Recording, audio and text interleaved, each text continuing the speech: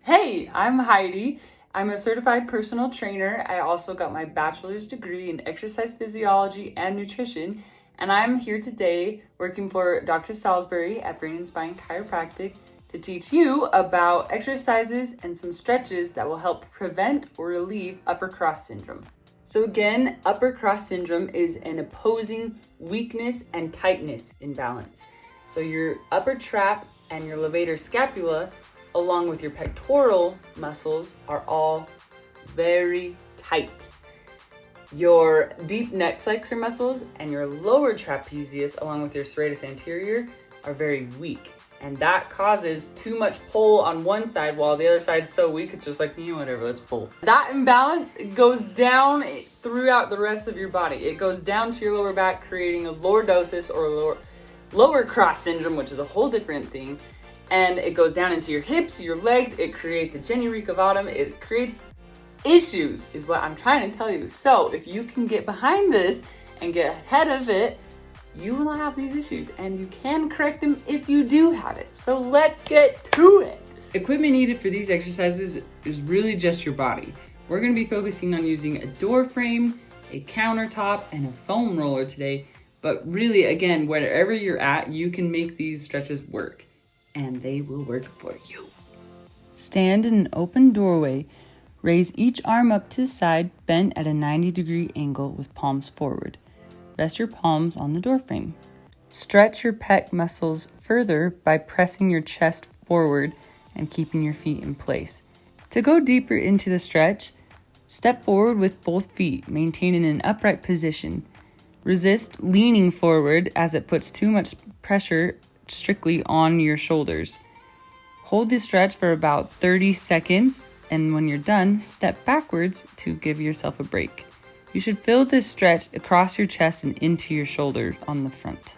This stretch has two modifications available. By doing a 90-degree angle single arm stretch, you will isolate the pectoralis major and minor muscles of your chest.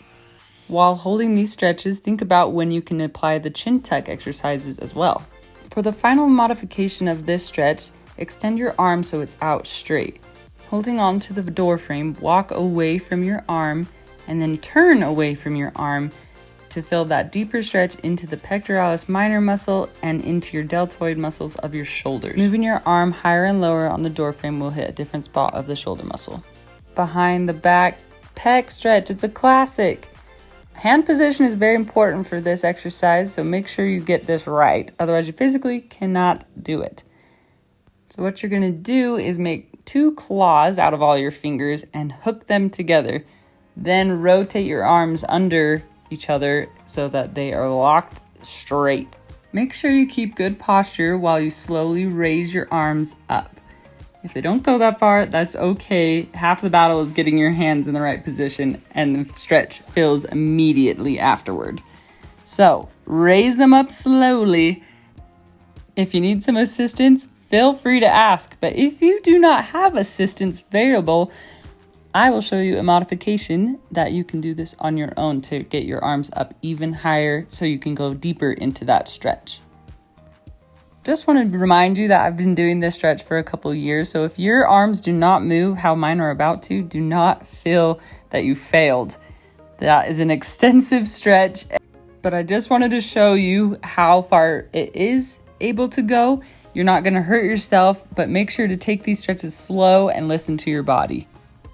All right, now we've got the counter stretch, or sometimes called the table stretch, because you're using a table for this most often, and your body is going to look like a table.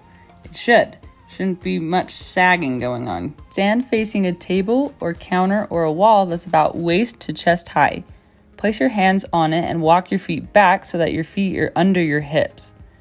Look at your feet and make sure they're straight or even slightly turned outward. Kick your butt back to the place and arch in your lower back and move your chest down towards the floor. Keep your elbows locked out and tighten your quads. Breathe and hold this position for 1 minute.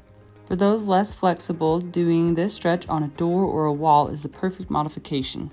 Stretch your upper trap muscle by stabilizing your body with one hand behind you. Sit up nice and tall. Bring your chin down and point your nose to your armpit. Breathe deeply in this position, holding the stretch for about 30 seconds to 1 minute.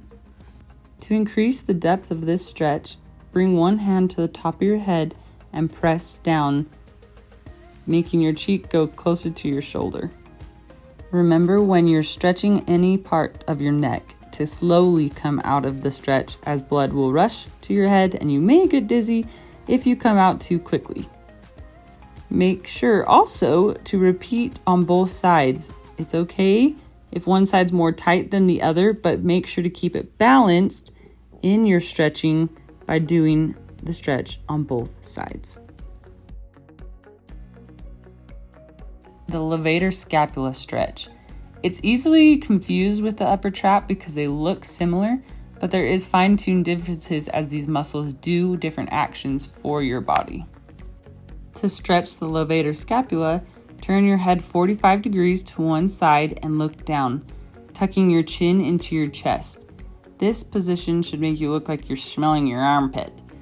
Use the arm of the side you're looking towards to pull your head further down. You should feel the stretch on the back of your neck. Hold each stretch for about 30 seconds. Remember to breathe deeply 3 to 4 times while doing the hold. Come out of the stretch slowly. Let the blood come back nice and gentle. For the banana stretch, step your outside foot forward and place your inside foot behind it, grabbing the edge of the door frame with your inside hand. Reach your outside arm up and over your head and grab the edge of the door frame. Keeping your legs straight, glide your hips away from the door frame so that you create a bowed shape with your body. Hold this stretch for 3 deep breaths, then repeat on the other side.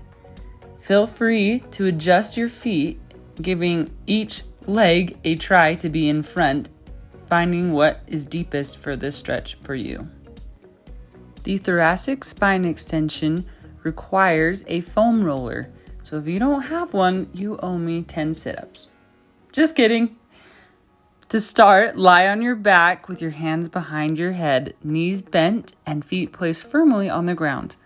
Place the foam roller mid-back and inhale as you extend back far enough to open the chest and feel the stretch.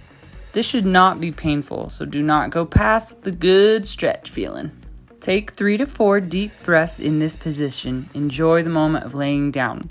Then exhale, come back up to the start position and repeat. The best thing about these stretches is they can be done anywhere. At the gym, at a park, at your house.